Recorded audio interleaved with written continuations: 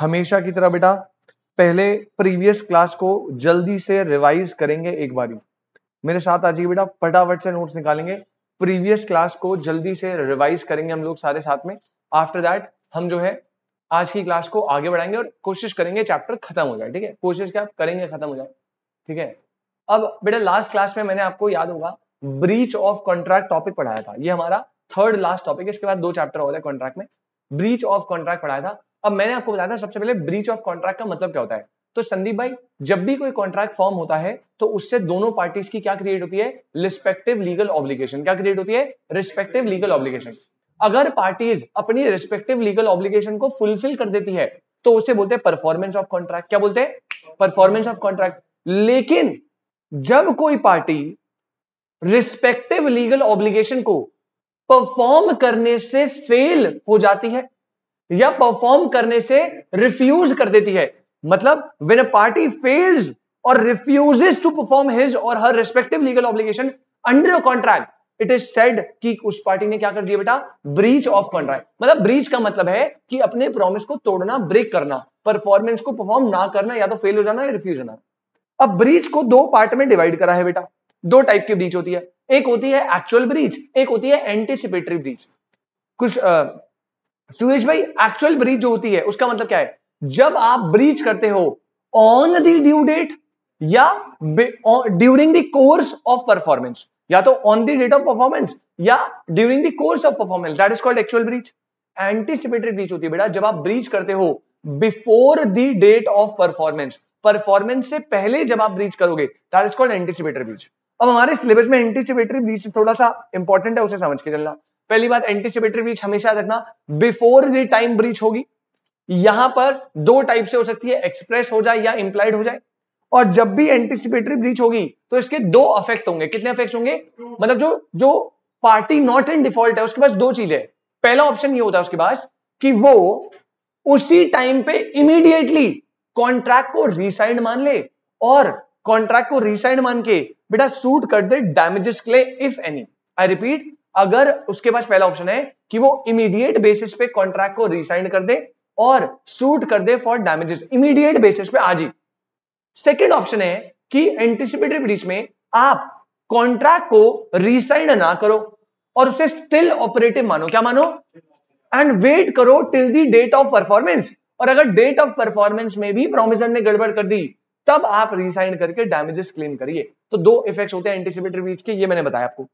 इसके बाद मैं आगे गया था और सबसे इंपॉर्टेंट टॉपिक आया था बेटा ब्रीच ऑफ कॉन्ट्रैक्ट की रेमेडीज। तो जब भी कोई पर्सन ब्रीच करेगा तो जो दूसरी पार्टी है which is not in default, उसके पास लॉ 5 रेमेडीज देता है। कितनी रेमेडीज, 5 रेमेडीज में से आप कोई भी यूज कर सकते हो depending on the facts and circumstances of the case. 5 remedy है। पहला जो हमने देखा that is called recession of contract. अब ये भाई बड़ी सिंपल सी बात है, अगर किसी पार्टी ने ब्रीच करा, एक्चुअल, एंटीसिपेटरी, व्हाटएवर, तो पहला जो सबसे सिंपल तरीका है, आप कॉन्ट्रैक्ट को रिसाइंड कर दीजिए। कॉन्ट्रैक्ट को क्या कर दीजिए, और जैसे ही रिसेशन हो गया तो बेटा जब सामने वाली पार्टी रिफ्यूज कर रही है तो क्या आपको अपनी परफॉर्मेंस परफॉर्म करनी है, नहीं, मतलब कॉन्ट्रैक्ट को कर दो रिसाइंड और आप अपनी ऑब्लिगेशन से भी क्या हो गए, डिस्चार्ज हो गए। अब आपको भी परफॉर्मेंस नहीं करनी है, सामने वाले ने ब्रीच कर दिया। और थर्ड पॉइंट, अगर केस में कोई डैमेज हुआ है तो आप डैमेजेस भी क्लेम कर सकते हो। आई hope this is clear. Recession में पहला, party not in default contract को रिसाइन कर सकती है। दूसरा, क्योंकि कॉन्ट्रैक्ट ब्रीच हो चुका है तो वो भी सामने से अपनी परफॉर्मेंस के लिए लायबल नहीं है, इट मींस ही या she is discharge from his obligation. और तीसरा, वो क्लेम करेगी फॉर डैमेजेस इफ एनी। अभी डैमेजेस की और बसड़ हम देखेंगे बाद में। और सेकंड तरीका होता है बेटा, याद रखना, वर्ड प्लीज अंडरलाइन कर लेना, when damages are not an adequate remedy, क्योंकि जब केस स्टडी आएगी ना वो यही वर्ड डालेगा, यही लाइन डालेगी, when damages are not an adequate remedy. कई केसेस में डैमेजेस जो है वो एडिक्वेट रेमेडी नहीं होते, तो बेटा उस केस में कॉन्ट्रैक्ट की स्पेसिफिक परफॉर्मेंस के लिए सूट हो सकती है। आप जो है केस करोगे और कोर्ट को बोलोगे जी हमें तो स्पेसिफिक परफॉर्मेंस ही चाहिए प्रोमिसर से, ठीक है। कुछ सर्कमस्टांसेस में मिल जाती है, कुछ में नहीं मिल सकती, वो देखेंगे। बट ये आपको मैंने 2 चीजें बता दी, एक पहला रिसेशन और दूसरा शूट फॉर स्पेसिफिक परफॉर्मेंस। अब एक और तीसरा जो है ना छोटू सा, वो हम जल्दी से डन करते हैं। जी सर। जैसे आपने एग्जांपल दिया था कि आप ब्रोकर हो, मैं घर खरीद रहा हूं, तो आपने किसी और को भेज दिया और आपका मेरे से कॉन्ट्रैक्ट बना हुआ है, हाँ, लेकिन जो तीसरी पार्टी ने घर खरीदा है, हाँ, उसको कोई लॉस ऑफ नहीं होगा, उसको कोई होना तो नहीं चाहिए, बट उसको दिक्कत नहीं आएगी। नहीं उसको नहीं भाई, ये ना हम सेल ऑफ गुड्स एक्ट में पढ़ेंगे। सेल ऑफ गुड्स एक्ट में ना यही होता है कि भाई जब एक पार्टी है उसने मान लो किसी और को सेल कर दी, कॉन्ट्रैक्ट आपसे बनाया था बट आपने उसने सेल किसी दूसरी पार्टी को कर दी, तो वहां पे प्रोविजन होता है। वैसे बात थर्ड पार्टी को कोई दिक्कत है नहीं, थर्ड पार्टी को क्या दिक्कत उसके लिए, बट कुछ कंडीशन है, थर्ड पार्टी को कुछ केसेस में दिक्कत आ सकती है। और ये दिक्कत कब आएगी कब नहीं आएगी, ये एक सोगा का टॉपिक है बहुत इंपॉर्टेंट, नेमो डेट कॉर्ड नॉन हैबिट। लैटिन में एक टॉपिक सोगा जब हम पढ़ेंगे वहां पे आता है नेमो डेट कॉर्ड नॉन हैबिट, मतलब सेल बाय नॉन ओनर। वहां पे आपको बताऊंगा थर्ड पार्टी को कब दिक्कत आएगी कब दिक्कत नहीं आएगी।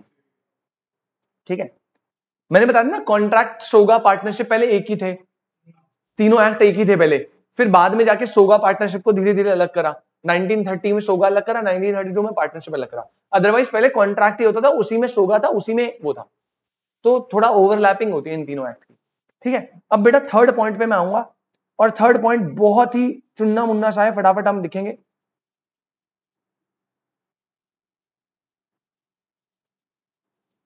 थर्ड है बेटा suit for injunction. Third point है बेटा suit for injunction, suit for injunction.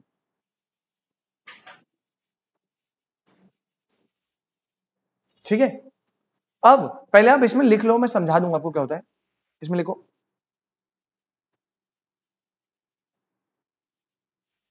Where a party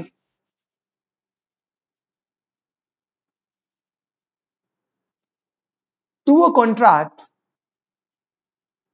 is negating the terms of a contract,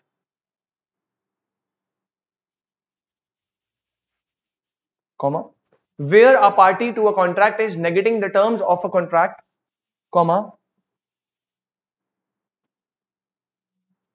the court may by issuing an injunction order, comma, restrain him from doing what he promised not to do।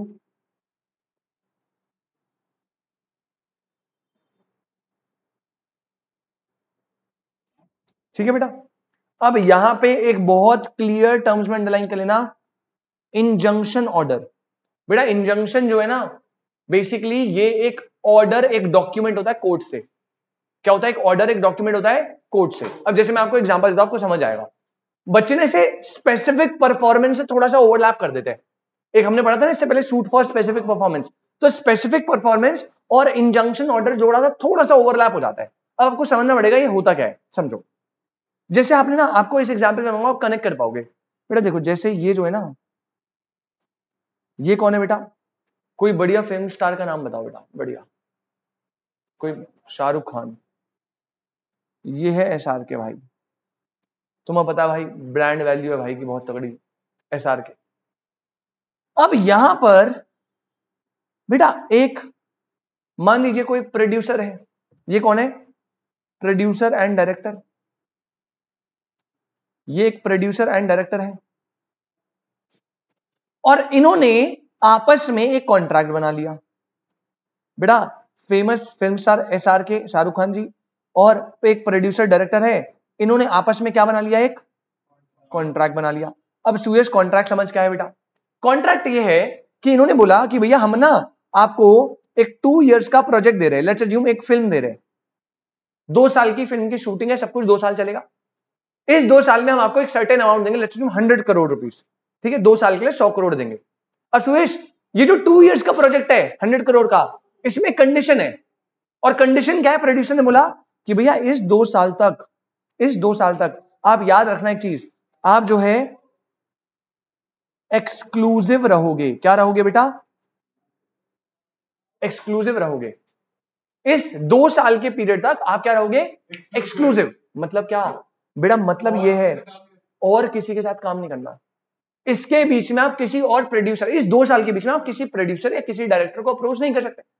या जैसे simple सी बात, अगर मैं यहां पे पढ़ा रहा हूं, मान लो ऐसा कुछ है नहीं वैसे, मान लो हमने जो है कॉन्ट्रैक्ट बना लिया, रिटर्न एग्रीमेंट, कि भाई 5 इयर्स का लॉक इन पीरियड है, मतलब एज अ टीचर मुझे 5 इयर्स तक यहाँ लॉ पढ़ानी है और इस 5 इयर्स में मैं एक्सक्लूसिविटी रखूंगा, मतलब किसी और इंस्टीट्यूट में नहीं जा सकता पढ़ाने। ये बात समझ आती है? ऐसे ही ऐसा कॉन्ट्रैक्ट हो गया। अब 1 साल तक तो सब कुछ बढ़िया चला, लेकिन थोड़े टाइम के बाद ये भाई साहब जो है हमारे फिल्म स्टार एसआर के भाई, ये जो है बेटा एक अदर प्रोजेक्ट में एंगेज हो गए, अदर प्रोजेक्ट में एंगेज हो गए। अब मुझे एक बात बताओ बेटा, ऐसा करने के लिए इन्हें मना किया गया था ना, ऐसा करने के लिए इन्हें मना किया गया था ना कि अदर प्रोजेक्ट में एंगेज नहीं होना, लेकिन ये भाई साहब एंगेज हो गए इसी विद इन 2 इयर्स के अंदर ही। आफ्टर 2 इयर्स होते तब तो कोई दिक्कत नहीं, विद इन 2 इयर्स के अंदर ही। अब सुनो बेटा, प्रोड्यूसर एंड डायरेक्टर के पास क्या ऑप्शन आता है? उसे नहीं करना रिसेशन। भाई क्यों करेगा वो रिसेट? वो कह रहा मैं नहीं कर रहा भाई रिसेट, मुझे तो यही बंदा चाहिए, मैं कॉन्ट्रैक्ट कैंसिल नहीं कर रहा। एक ठीक है कि आप स्पेसिफिक परफॉर्मेंस के लिए शूट करो, लेकिन जो स्पेसिफिक परफॉर्मेंस होता है ना वो इतना इफेक्टिव नहीं होता। मतलब होता है ऑब्वियसली भाई, आप केस करोगे फिर आप डायरेक्ट करोगे भाई हमें स्पेसिफिक परफॉर्मेंस चाहिए, होता है इफेक्टिव होता है, लेकिन उससे तगड़ा तरीका पता है क्या होता है? उससे भी तगड़ा, अगर आपको अश्योर करनी है कि परफॉर्मेंस हो ही हो, स्पेसिफिक परफॉर्मेंस से भी बढ़िया, तो एक ऑप्शन लॉ देता है कि प्रोड्यूसर भाई साहब एक काम करिए, आप चले जाइए कोर्ट के पास। बेटा आप किसके पास चले जाइए? बेटा ये चला गया कोर्ट के पास, ये कोर्ट है, और इसने कोर्ट को बोला कि भैया ऐसा ऐसा मैटर हो गया है, हमने कॉन्ट्रैक्ट बनाया था एक्सक्लूसिविटी का और ये भाई साहब किसी और प्रोजेक्ट में एंगेज हो गए हैं। अब पता है कि क्या बोल रहा है कोर्ट को? ये कोर्ट को बोलेगा कि भाई साहब आप एक इंजंक्शन ऑर्डर पास कर दीजिए। क्या पास कर दीजिए? बेटा इंजंक्शन ऑर्डर पता है क्या होता है? इंजंक्शन ऑर्डर कोर्ट इशू करता है उस पार्टी को जो ब्रीच कर रही है, और ये ऑर्डर एसआर के भाई साहब के पास पहुंचेगा और इसमें लिखा होगा कि भैया ये एक इंजंक्शन ऑर्डर है, इस कोर्ट से आया है और आपने जो प्रॉमिस मना करा था ना कि नहीं करोगे, उसको मत करिए और आप एक्सक्लूसिविटी मेंटेन करिए।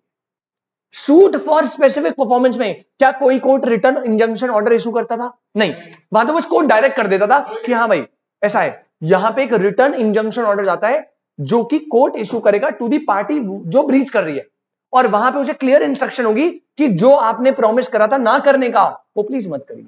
आपने प्रॉमिस करा था ना एक्सक्लूसिविटी मेंटेन करोगे, बाहर नहीं जाओगे, तो भैया बाहर कहीं मत जाओ, 2 साल का पीरियड है उसमें आप प्लीज एक्सक्लूसिविटी मेंटेन करिए और यहीं पे काम करिए। जी सर केस स्टडी में ये मेंशन होगा ना कि कोर्ट ने ऑर्डर दिया, लिखा होगा इंजंक्शन ऑर्डर। अच्छा तो ये लिखा तो इंजंक्शन। हाँ वैसे अगर नॉर्मल डायरेक्ट करा है स्पेसिफिक परफॉर्मेंस तो स्पेसिफिक परफॉर्मेंस, क्लियर वर्ड लिखेंगे बेटा, कोई पंगे नहीं है, वो मजे नहीं लेगा आपसे। अगर वहां पे लिखा है कि कोर्ट ने डायरेक्ट करा है स्पेसिफिक परफॉर्मेंस तो that is suit for specific performance. अगर कोर्ट ने एक इंजंक्शन ऑर्डर इशू करा है या ऑर्डर भी बोल दे ऑर्डर इशू करा है, तो आप समझ जाना वो ऑर्डर कौन सा है? Injunction order. क्लियर है? पक्का ना? तो यहां पे बेटा मैंने आपको एग्जाम्पल बना के दे दिया।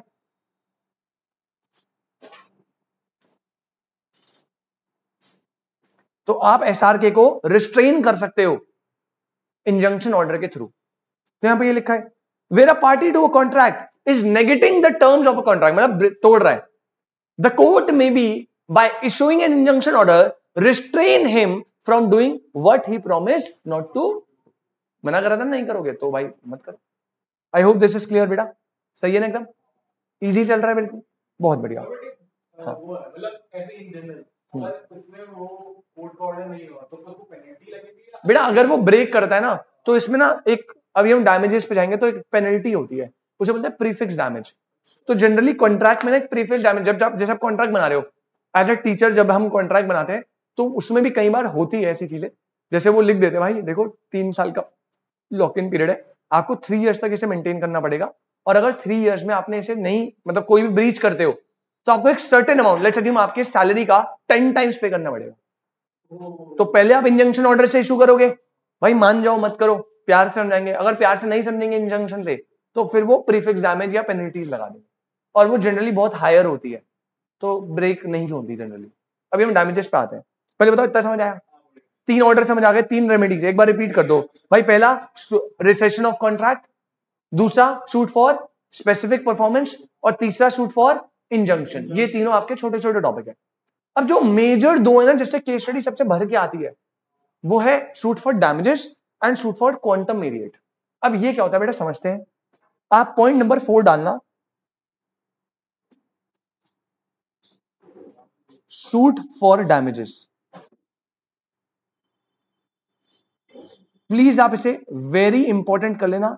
वैसे तो बेटा रेमेडीज पे पूरा डायरेक्ट क्वेश्चन भी आ सकता है 8 नंबर का, 6 नंबर का, लेकिन इंडिविजुअली अगर केस स्टडी आई तो डैमेजेस से भी आ सकती है 4 नंबर में इंडिविजुअल।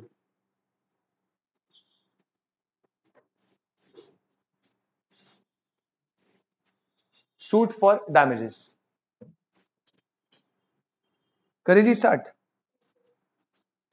अब लिखिए बेटा, ये क्योंकि इंपॉर्टेंट है तो मैं इसका सेक्शन लिखवा देता हूं बेटा। कॉन्ट्रैक्ट एक्ट में ये है section number 73, Indian contract act का सेक्शन नंबर 73। प्लीज सेक्शन याद रखिएगा, आपको पता है मैं वहीं लिखवाता हूं जहां पे रिक्वायर्ड होता है, तो इंपॉर्टेंट है इसलिए लिखवा रहा हूं। अब लिखो इसमें क्या बोलता है।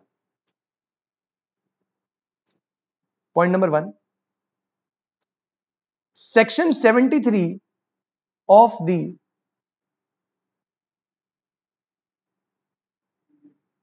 Indian contract act 1872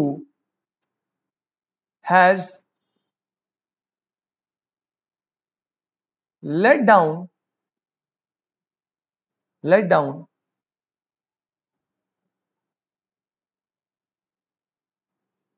the rules as to how the amount of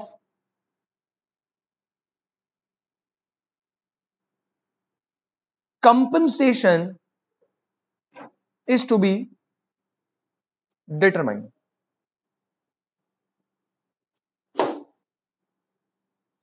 Is to be determined. Full stop. Point number 2, on the breach of contract, on the breach of the contract, comma, the party who suffers from such a breach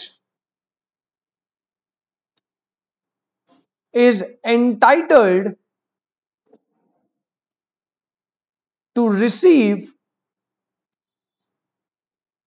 from the party who has broken the contract,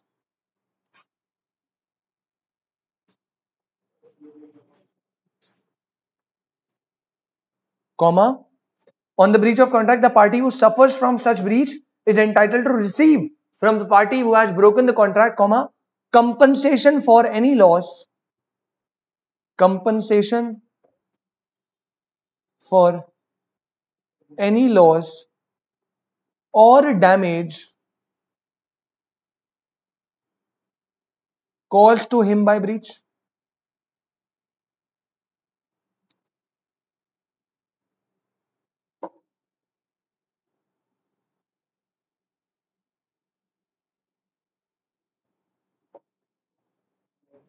ठीक है।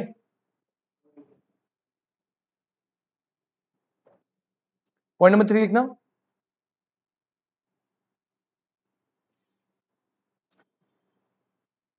remedy by way of damages is the most common remedy.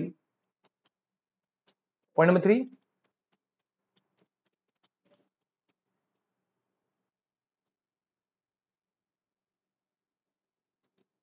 remedy by way of damages is the most common remedy available to the injured party. To the injured party, full stop. इसी के आगे, this entitled the injured party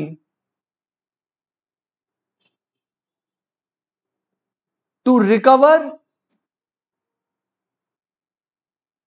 compensation for the loss suffered by it due to breach of contract,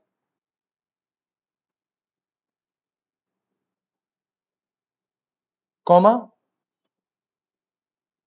from the party who causes the breach.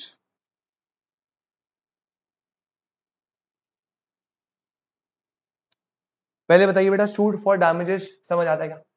मतलब कुछ बहुत basic सी बात है यार। ये कह रहा है, देखो अगर मैं पढ़ना स्टार्ट करूं तो सेक्शन 73 जो है वो ये बताता है कि जब भी कॉन्ट्रैक्ट का ब्रीच होगा तो उसमें जो पार्टी इंजर्ड पार्टी है उसको डैमेजेस मिलेगी, और वो डैमेजेस का कंप्यूटेशन डिटरमिनेशन कैसे होगा ये इस पर डिस्कशन करता है। यहां पे सेकंड के बोला, on the breach of contract the party वो suffers from such a breach, जो पार्टी है इंजर्ड पार्टी वो एंटाइटल्ड है to receive from the party was broken the contract. तो जिसने ब्रीच करा है वो पे करेगी जिसको ब्रीच हुआ है, कंपनसेशन फॉर एनी लॉस और damage caused to him. Third point क्या बोला, रेमेडी जो है डैमेज वाली वो मोस्ट कॉमन रेमेडी अवेलेबल है, जिससे जो इंजर्ड पार्टी है वो अपने कंपनसेशन ऑफ लॉसेस को रिकवर कर लेती है। ठीक है, अब मेन मुद्दा समझो, मेन मुद्दा क्या है बेटा? मेन मुद्दा ये है, लाइन के सेंटर में लिखो डैमेजेस। सुरेश भाई कुछ छूटा है क्या आपका? क्या क्या बोल लो। हाँ हाँ एक minute.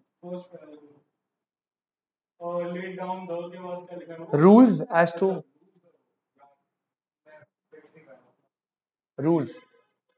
To how the amount of compensation, और कुछ छूटा तो नहीं?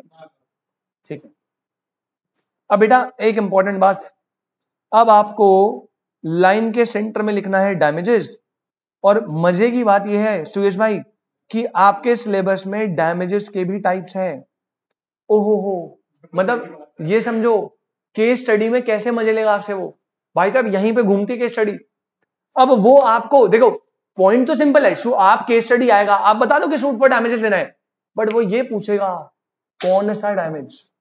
अब बताओ भाई कौन सा डैमेज देना है, तो आपको आइडेंटिफाई करना पड़ेगा किस तरीके का लॉस हुआ है, उसमें एज पर लॉ किस तरीके का डैमेज मिलता है। ठीक है, मेजर आपको टेंशन ही नहीं, मेजर जो प्रॉब्लम होती है 2-3 पॉइंट के बीच में ही होती है, समझ रहे क्या?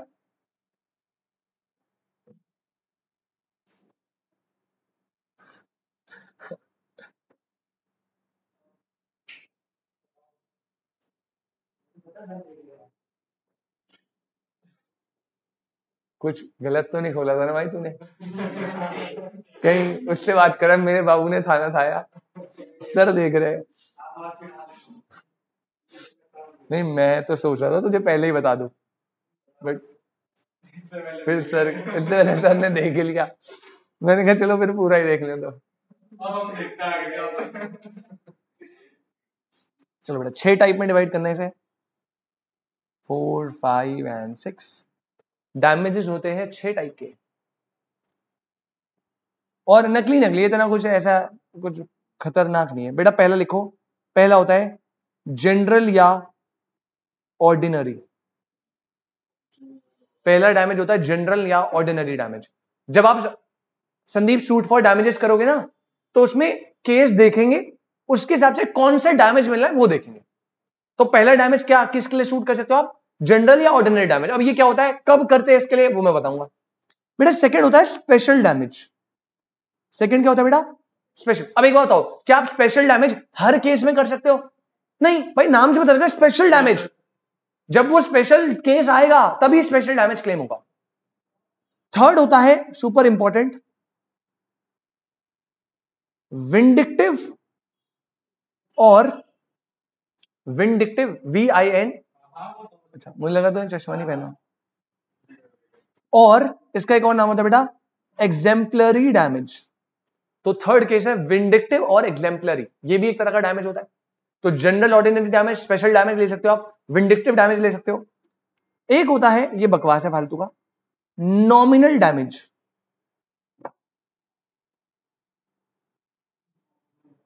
Nominal damage. फिफ्थ होता है डैमेजेस फॉर डिट्रॉइटेशन,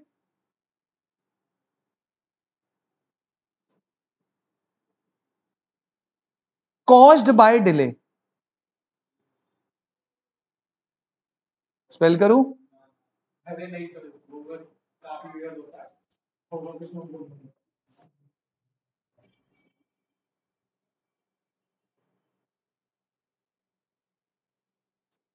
और लास्ट है बेटा प्रीफिक्स्ड डैमेज। डैमेज, एक प्रीफिक्स को स्टार बना लेना, एक विंडिक्टिव को बना लेना, और जनरल और स्पेशल को बना लेना। ये चार ये जो पेपर में आते हैं, बाकी दोनों तो नकली है। टोटल 6, जिसमें से 4 पेपर में आते हैं। जनरल स्पेशल में डिफरेंस आता है, विंडिक्टिव अलग से पूछता है, और प्रीफिक्स डैमेज और पेनल्टी में डिफरेंस आता है। ये पेनल्टी की तरह होता है, बट ये पेनल्टी होता नहीं, पेनल्टी से अलग होता है। ठीक है, अब डन करेंगे करके फटाफट, जल्दी जल्दी करेंगे फटाफट से। बेटा पहला पॉइंट डालना आप, पहला पॉइंट टाइप ऑफ डैमेज में पहला होता है ऑर्डिनरी डैमेजेस, जिसे हम जनरल डैमेज भी बोल सकते हैं। ऑर्डिनरी डैमेजेस,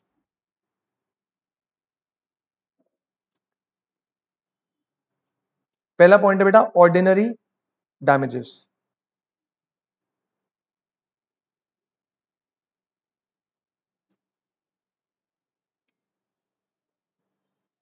आ जाइए, ऑर्डिनरी डैमेजेस लिखेंगे।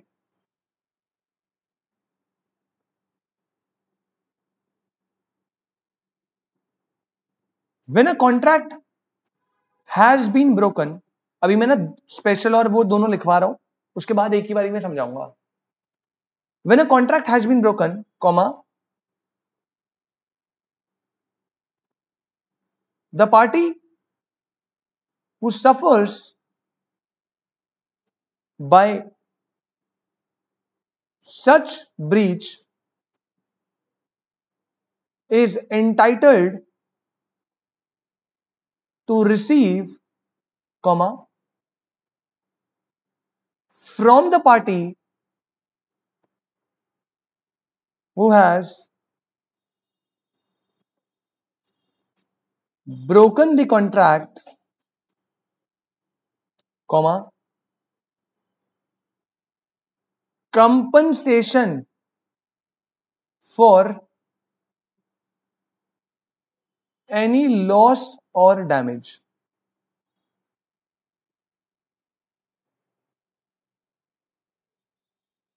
When a contract has been broken, जो पार्टी सफर करेगी वो entitled to receive है दूसरी पार्टी से compensation for any loss or damage caused to him, caused to him, comma. अब देखो ये तो नॉर्मल, ये तो डैमेज ही हो गया, ये तो नॉर्मल मैंने ऊपर डैमेजेस में भी लिखवाया था ना, तो नॉर्मल बात है। लेकिन ऑर्डिनरी कब लगेगा बेटा, इसके आगे लिखना कब लगेगा ordinary, which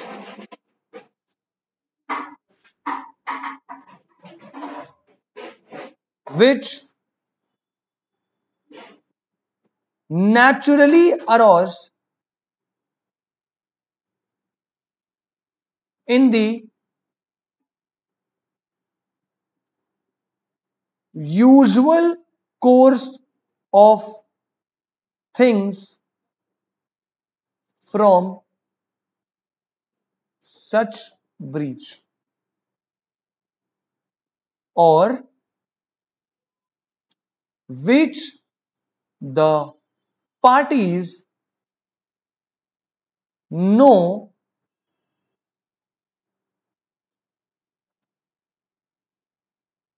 when they made the contract to be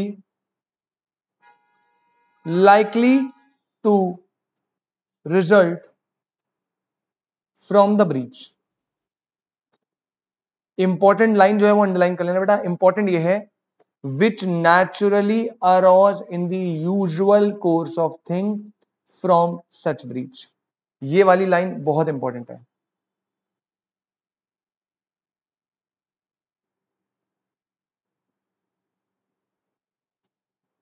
ये वाली लाइन बहुत ही ज्यादा इंपॉर्टेंट है. Ordinary damages.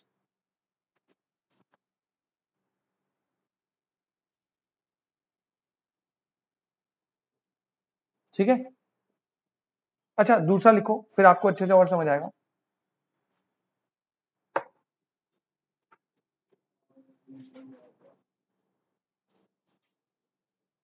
स्टार्टिंग में मेरा सेम है क्या दोनों? स्टार्टिंग का पैरा, हाँ वो जो ग्रीन वाला है वो तो नॉर्मल है, वो तो डैमेज की बात कर रहा है. लेकिन ऑर्डिनरी कब होगी? जब नेचुरली लॉस से होगा. अब स्पेशल डैमेज में लिख रहा हूं मैं. बी लिखना स्पेशल डैमेज. नहीं नहीं नहीं अभी नहीं मतलब वो तो जब आप अपने आंसर में डालोगे तो ये तो आप लिख सकते हो, बट अभी मैं सिर्फ चेंज वाला पार्ट लिखवा रहा हूं जो चेंज है. मतलब देखो स्पेशल डैमेज भी डैमेज है तो आगे वाला पार्ट तो सेम ही आएगा, लेकिन अभी हम लिख नहीं रहे वो पार्ट. लेकिन आगे वाला पार्ट चेंज नहीं होगा. When a contract has been broken, the party who suffers by breach is entitled to receive other party से compensation for any loss or damage caused to him. ये तो नॉर्मल है, तो डैमेज का part है. अब स्पेशल डैमेज कब आएगा समझो बेटा. वो आएगा where a party to a contract receives a notice of special circumstances. Where a party to contract receive a notice of special circumstances affecting the contract, comma, he will be liable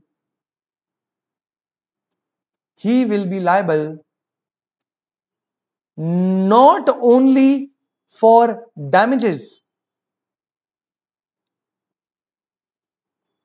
arising naturally. Bracket में लिख लेना ये किसकी बात कर रहा है अभी. ये ऑर्डिनरी की बात कर रहा है.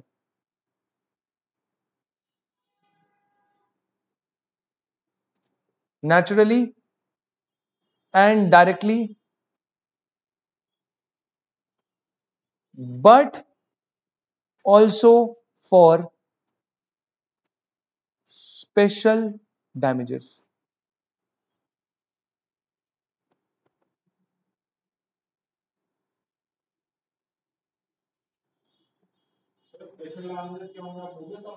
हाँ स्पेशल डैमेज क्या? हाँ मैं एग्जांपल दे रहा हूँ, आप लिख लो.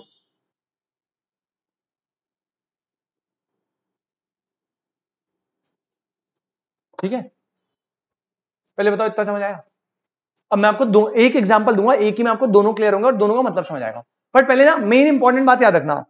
पहली बात, ऑर्डिनरी डैमेज वो डैमेज होते हैं बेटा जो नेचुरल और डायरेक्ट होते हैं. क्या होते हैं? Natural direct. यहां कीवर्ड लिख लो आप. ये डैमेज होते हैं नेचुरल और डायरेक्ट. ऑर्डिनरी डैमेज में ब्रैकेट में लिख लो नेचुरल और डायरेक्ट. ऑर्डिनरी के ब्रैकेट में लिखेंगे नेचुरल एंड डायरेक्ट. सर क्या मतलब नेचुरल एंड डायरेक्ट? अभी बताऊंगा बेटा.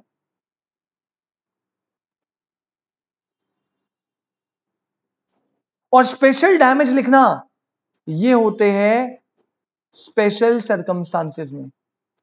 ये नेचुरल नहीं होते, ये इनडायरेक्ट होते हैं. स्पेशल सर्कमस्टांसेस नॉट नेचुरल, और ये डैमेजेस इनडायरेक्टली होते हैं. इनडायरेक्ट. अभी आपको कुछ भी समझ नहीं आया, मुझे पता है मैंने कुछ समझाया नहीं है. अब मैं एग्जांपल देता हूं, देखो बेटा. इसके एग्जाम्पल के लिए दोनों का एक ही में एग्जाम्पल दे रहा हूं, ठीक है. आप प्लीज नोट मत करना, भी इसे आराम से रुक जाओ, समझने पे ज्यादा ध्यान दो. अब संदीप बेटा देख, मान ले 3 पार्टी है. एक पार्टी है ए, ये है मिस्टर ए, ये है मिस्टर बी। बेटा ए जो है ना, ए वो ना मान ले वीट का सप्लायर है। किसका सप्लायर है बेटा? वीट, ट वीट, हाँ ये वीट का सप्लायर है, गेहूं का। और बी जो है ना उसकी बेकरी है, ये बेकर है। अभी क्या करता है, ये इससे गेहूं खरीदता है, उससे भाई करता है प्रोसेस, आटा मैदा सब बनाता है, इसके लिए रॉ मटेरियल है वो, फिर उससे ब्रेड ब्रेड बना के आगे बेचता होगा। क्लियर है एकदम? अब देखो क्या हुआ बेटा, ए और बी के बीच में एक कॉन्ट्रैक्ट हो रखा है। ए और बी के बीच में क्या हुआ है? एक कॉन्ट्रैक्ट। लेट्स अज्यूम ये कॉन्ट्रैक्ट हुआ है, आज क्या चल रहा है? सितंबर, अगस्त। ये कॉन्ट्रैक्ट हुआ अगस्त में, जिसमें ए बी को 100 kg वीट सप्लाई करेगा एट द रेट ₹500 पर केजी। पहले बताओ कोई दिक्कत? ए जो है बी को 100 kg वीट सप्लाई करेगा 500 रुपए पर केजी के प्राइस पे। ये ऐसा कॉन्ट्रैक्ट हुआ है अगस्त में, और ये कॉन्ट्रैक्ट में क्लियरली लिखा है कि ये जो है ना ये सप्लाई करना है, मान लो अगस्त के बाद सितंबर अक्टूबर में। बेटा एक्चुअल सप्लाई कब करना है? अक्टूबर, मतलब 2 महीने बाद। 2 महीने बाद आज कॉन्ट्रैक्ट बना लिया कि भाई 2 महीने बाद मुझे 100 kg ऑफ वीट चाहिए, 500 पर केजी का आज प्राइस है, उस प्राइस पे अक्टूबर में चाहिए। कोई दिक्कत? इसने कहा ठीक है, ए ने डन, बी ने डन, बी खुश, कह रहे चलो भाई रॉ मटेरियल मिल गया बढ़िया क्वालिटी का सस्ते प्राइस पे।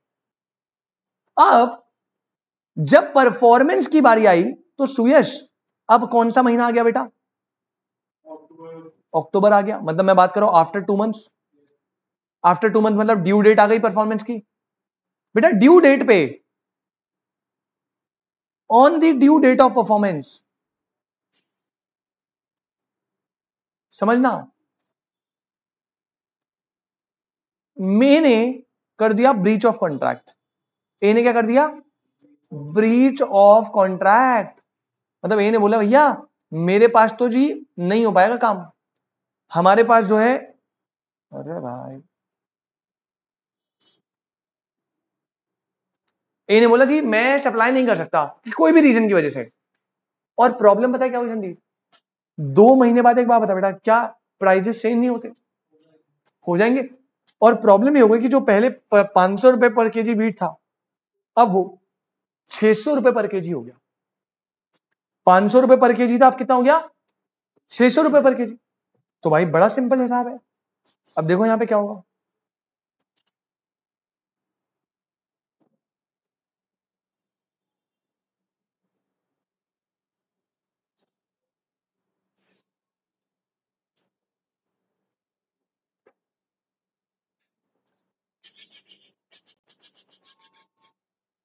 हाँ जी, सॉरी बेटा, ए ने क्या कर दिया?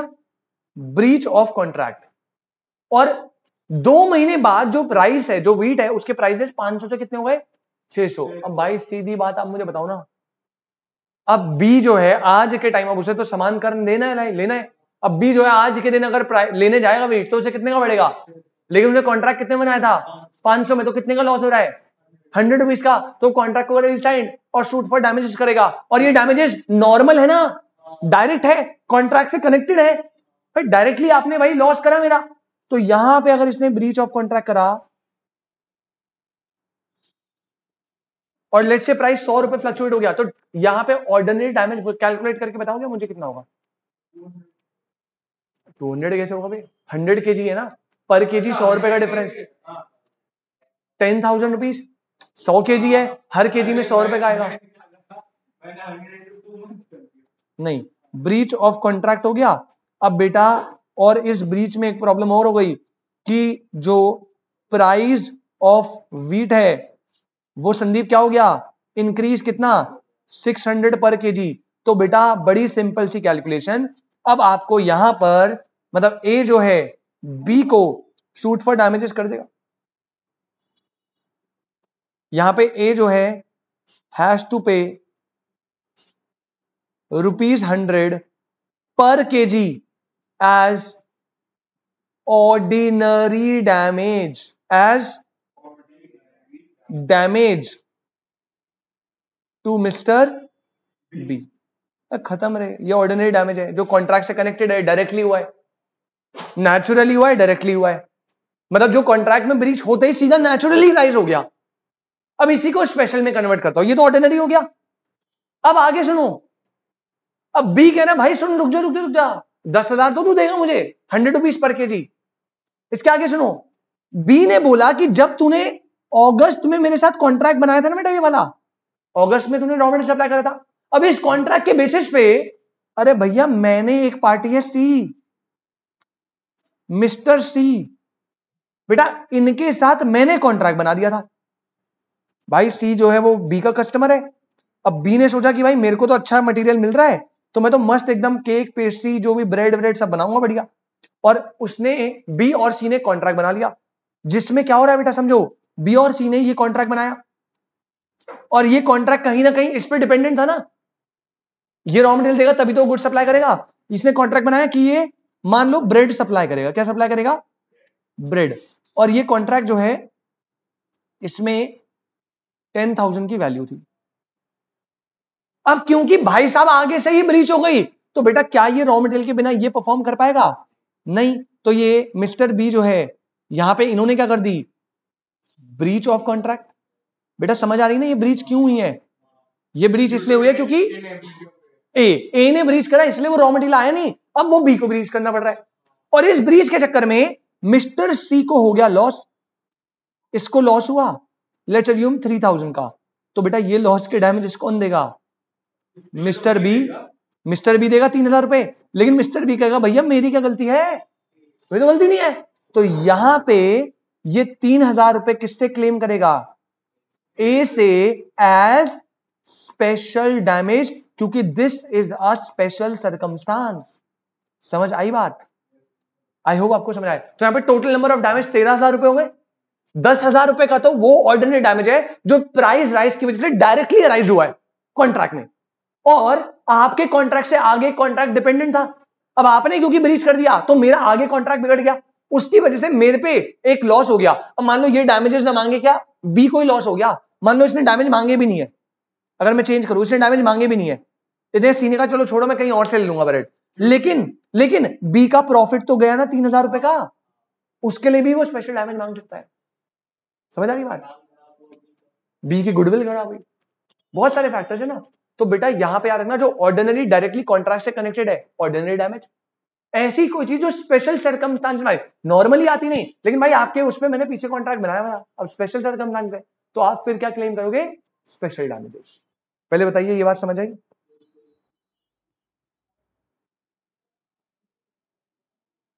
इससे लॉस हुआ 3,000 रुपीज का, ये क्लेम करेगा बी से और क्लेम करेगा ए से स्पेशल डैमेज। अब आप इस एग्जाम्पल की फोटो ले सकते हैं जल्दी से, फटाफट से ले लो बेटा, बाकी सारे तो छोटे छोटे हैं, फटाफट से हम देखेंगे।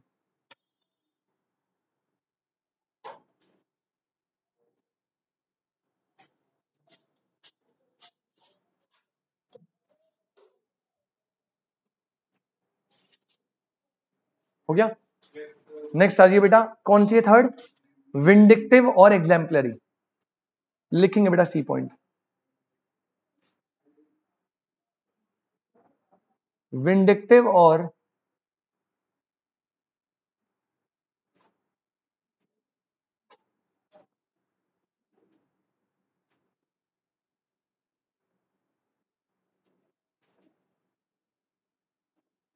Exemplary damage. अब ये सिंपल है यार, पहले लिख लो इसमें, these damages may be awarded only in 2 cases। बेटा इसमें आपको कुछ सोचना ही नहीं है, कुछ सोचना ही नहीं है। विंडिक्टिव डैमेज सिर्फ और सिर्फ कितने केस में मिलता है, 2 केस में। इनमें से कोई भी केस स्टडी में है तो आंख बंद करके विंडिक्टिव लगा देना बिना सोचे समझे, 2 ही केस है। सर कौन कौन से है वो केस, तो बेटा नंबर 1 लिखना, for breach of promise to marry because it causes injury to his or her feelings। देखो बेटा लॉ कितना इमोशनल है, आपके लिए कितनी अच्छी बात सोच रहा है। कह रहे अगर आपने किसी से मैरी करने का प्रॉमिस करा है और आप उसे ब्रीच कर रहे हो, सुरेश करियो मत बेटा, विंडिक्टिव देनी पड़ जाएगी, कहीं तू फंस गया घर वर निकल जाएगा सब कुछ, ठीक है। तो पहले क्लियर करके रखियो, प्रॉमिस टू मैरी मत करियो, कमिटमेंट मत दियो कभी भी, ठीक है ना।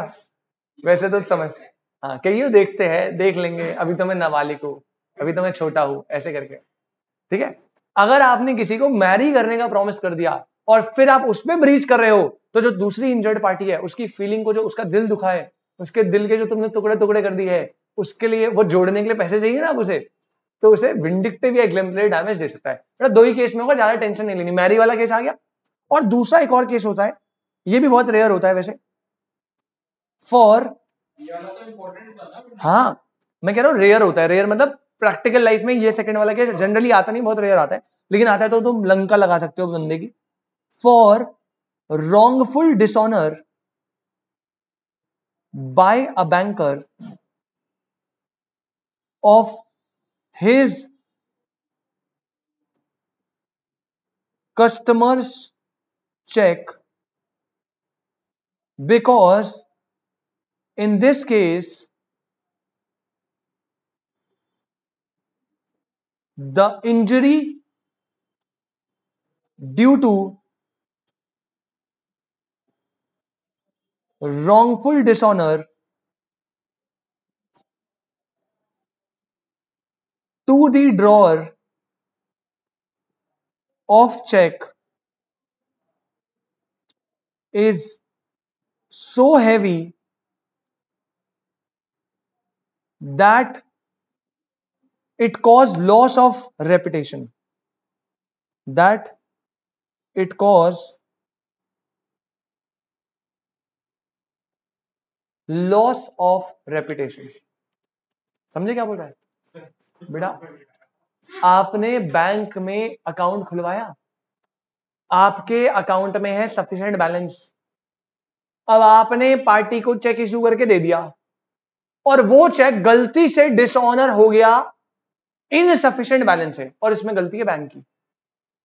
मतलब आपके अकाउंट में सफिशिएंट बैलेंस था, आपने चेक इशू करके दिया, सामने वाली पार्टी को दे दिया, उसने चेक लगाया और चेक इनसफिशिएंट बैलेंस से डिसऑनर हो गया, जिसमें बैंक के टेक्निकल एरर की गलती है। तो बेटा मेरा तो लॉस ऑफ रेपुटेशन हो गया ना। अब मान लो मैंने किसी बंदे को 10,000 रुपए दिए और वो लॉस, वो डिसऑनर हो गया, तो वो बंदा तो ये सोचेगा ना मैं कैसा बंदा है, ये 10,000 रुपए नहीं है इसके पास, चेक इशू करके दे रहा है, तो मेरा लॉस ऑफ रेपुटेशन। तो उस केस में देखो क्या हुआ, उस केस में अब मैं बैंक को केस कर दूंगा फॉर विंडिक्टिव डैमेज कि भैया मेरी रेपुटेशन का लॉस हुआ है, मुझे इतना डैमेज चाहिए। समझ आ रही बात? तो यहां पे विंडिक्टिव एग्जेम्पलरी दो केस में होगा, breach of promise to marry पहला, दूसरा आप देखो दोबारा पढ़ो, for wrongful dishonour, actual dishonour था नहीं, गलती से डिसऑनर कर दिया by a banker of his customer's check, because in this case the injury due to wrongful dishonor to the drawer जिसने चेक इशू करा, so heavy that it, क्या लिखा था आगे, that it cause reputation to him, that it cause loss of reputation to him।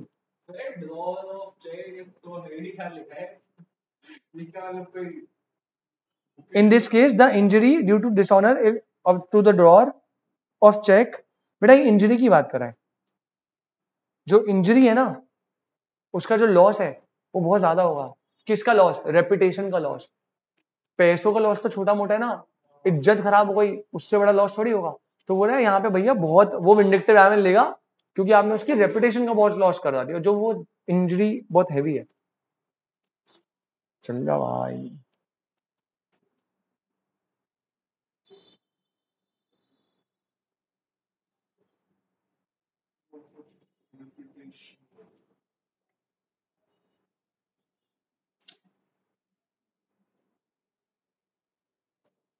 पहले बताओ तीन समझ आ गए? ऑर्डिनरी क्लियर है, स्पेशल क्लियर है, विंडिक्टिव और एग्जेम्पलरी क्लियर है, ठीक है। अब नेक्स्ट आइए आप नॉमिनल डैमेजेस,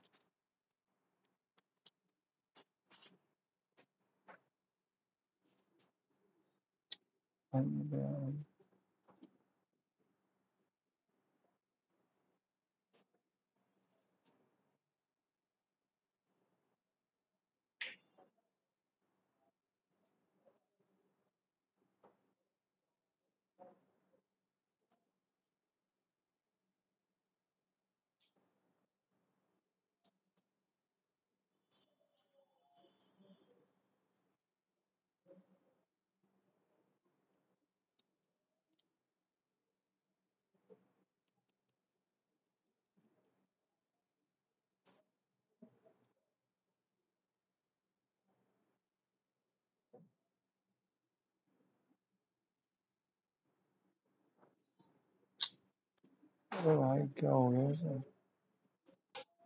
आगे बढ़ते हैं भाई, रेपिटेशन का लॉस हो गया, ऑर्डिनरी डैमेज जो नेचुरल डायरेक्ट होंगे, स्पेशल डैमेज जो आपको नोटिस ऑफ स्पेशल सर्कमस्टांसेस में मिलेंगे, vindictive damage only in 2 case, कौन कौन से, पहला मैरी और दूसरा wrongful dishonour by bank.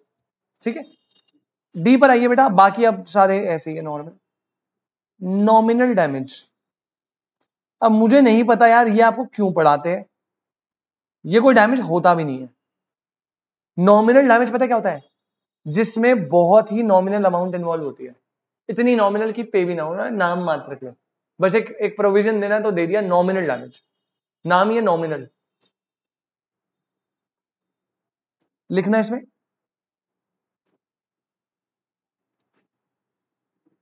Nominal damages are awarded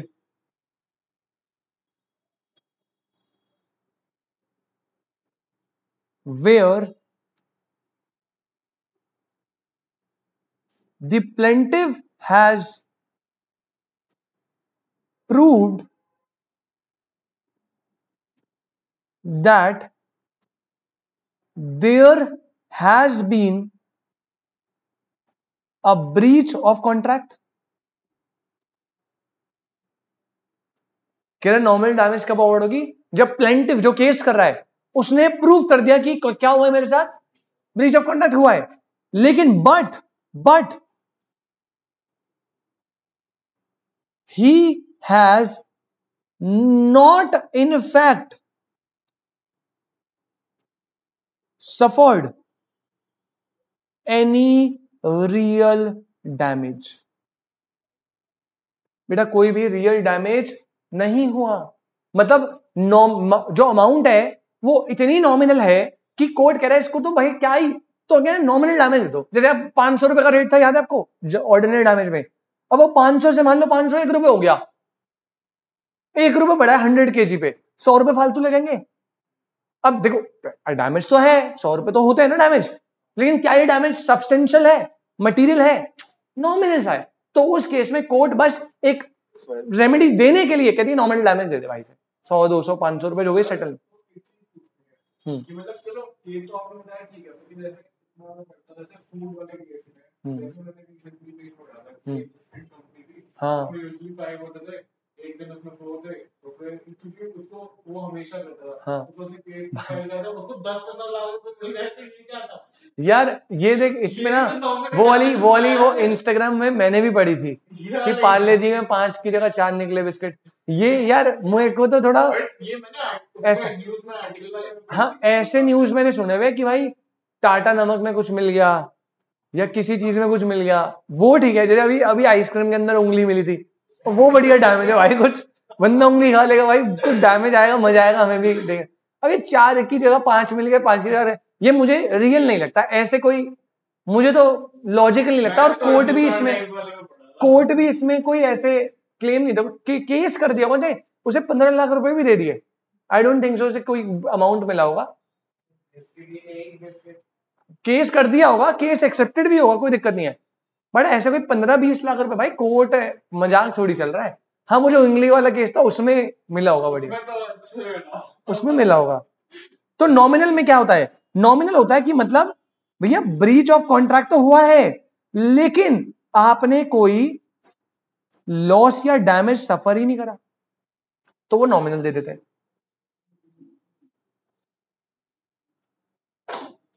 इसमें लिखना, इसी के अंदर पॉइंट नंबर 2 लिख लेना बेटा। अब पॉइंट ये क्यों देते क्यों है यार, वो ना बेसिकली ना एक राइट दे रहे हैं आपको। अब देखो 100 रुपए है, वो छोटा है अमाउंट, नॉमिनल है, लेकिन है तो ना। तो लॉ आपको ये दिखाना चाह रहा है कि भले आपका केस बड़ा हो या छोटा, हमारे पास जस्टिस फॉर ऑल है। डैमेज चाहे ऑर्डिनल हो, स्पेशल हो, नॉमिनल हो, हम आपको नॉमिनल डैमेजेस भी मिलवाएंगे, टेंशन ना लो। तो बस एक ये चीज मेंटेन करने के लिए नॉमिनल डैमेज देते हैं। अदरवाइज ना प्रैक्टिकल लाइफ में कोई नॉमिनल डैमेज क्लेम भी नहीं करता, ना कोई पे करता होगा। 100 रुपए ले आप 50,000 रुपए केस थोड़ी फाइल करोगे लॉयर के चक्कर काट रहे। तो इसमें लिख लो, it is awarded, it is awarded, हाँ इसी का point 2, just to establish the right to decree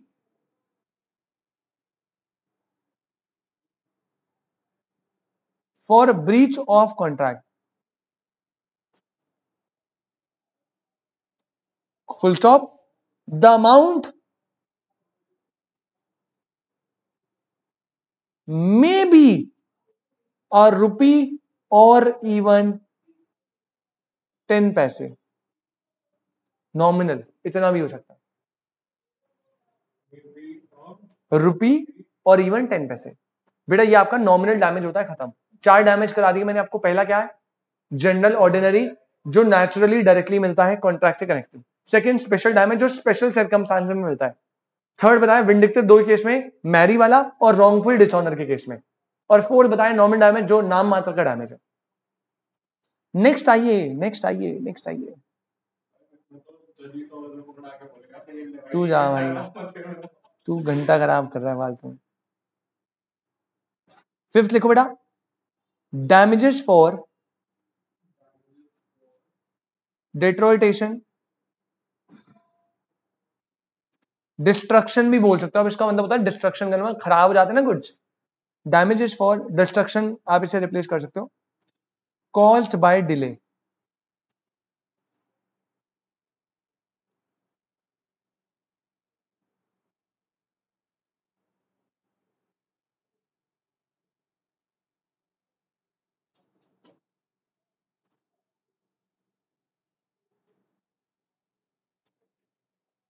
समझे क्या? जैसे मैं बताता हूं क्या बेटा, एक आइसक्रीम कंपनी है, मान लो ज्ञानी, ज्ञानी कंपनी है आइसक्रीम की, मालवीय नगर में उसकी शॉप है। मैं रहता हूं साकेत में। बेटा मैंने जोमेटो से ज्ञानी का एक आइसक्रीम मंगाया। अब वो आइसक्रीम जो है वो आया किसके थ्रू, कैरियर। कौन है, जोमेटो, जोमेटो कैरियर आ रहा है। अब वो आने में उसने कर दिया डिले, और डिले से गुड्स को पहुंच गए फिजिकल डैमेजेस। डैमेज पहुंच गया ना, फिर गुड्स को पिघल गई, मेल्ट हो गई, टूट गई, गिर गई, ऐसा कुछ हो गया। अब क्या मैं कैरियर से, जो जो डिलीवरिंग पार्टनर था जोमेटो, उससे फिजिकल डैमेजेस के लिए क्लेम मांगूंगा ना? बोलूंगा भाई फिजिकली डैमेज है गुड्स, टूटा हुआ देख, पिघल गया पूरा, तूने डिले कर दिया भाई, तू लाने में भाई, इसमें दिखा रहा है एस्टिमेटेड टाइम 15 मिनट, तू 1.5 घंटे बाद आ रहा है। तो अगर डिले की वजह से कोई भी डैमेजेस हुआ है फिजिकल गुड्स को, तो फिर आप ये वाले डैमेजेस क्लेम करते हो कैरियर से, जो ट्रांसपोर्टेशन है। बात समझ आ रही है? तो लिख लो एक लाइन, पेपर के लिए इतना इंपॉर्टेंट नहीं है। In case of डिट्रॉइशन,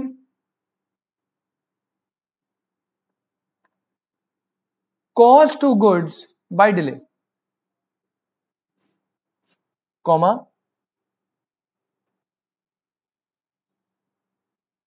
damages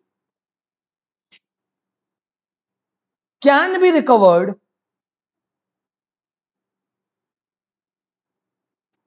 from carrier even without notice। इसी में पॉइंट नंबर 2 लिखना,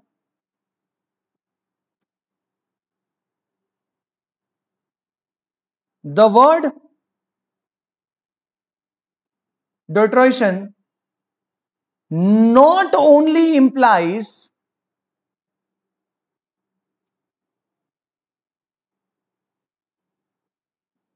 physical damage to the goods, but it may also means loss of special opportunity for sale. बस भाई, पहले बताओ यहां तक कोई दिक्कत?